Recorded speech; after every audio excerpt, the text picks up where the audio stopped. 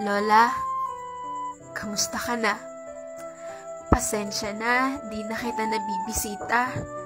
Marami na kasi akong ginagawa. Pero ako pa rin to, yung apo mong mahal na mahal ka. Balita ko, hinahanap mo raw ako. Mismo na raw yakap ko.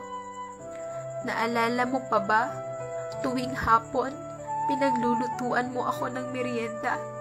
Tapos, ikukwento mo love story nyo ni Lolo, sabay magtatawanan tayong dalawa.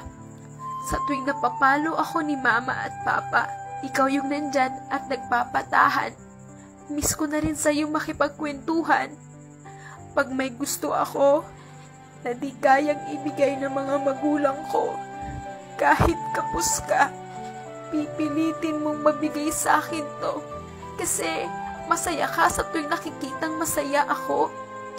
Lagi mo akong pinagsasabihan dahil din sa katigasan. Pero kahit kailan, di mo ako sinaktan. Lagi mong ipinararamdam kung gaano mo ako kamahal. Aaminin ko, natatakot ako.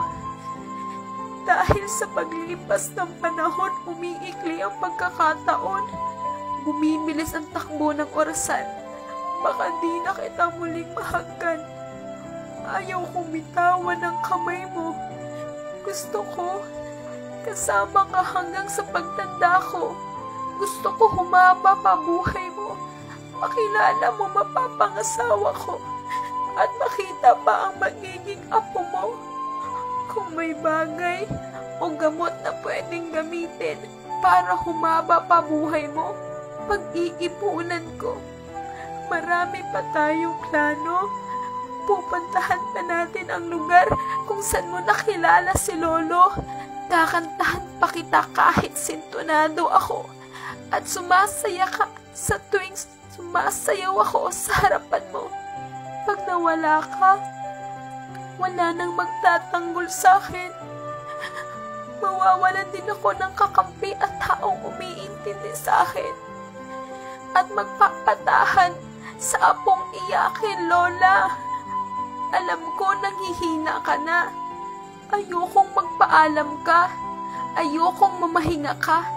Pero alam ko na napapagod ka na di mo na kaya, Lola. Wag muna. Di ko rin kasi kaya. Marami pa akong pangarap na gusto kong makita mo. Pakiusap naman. Lumaban ka. Lola.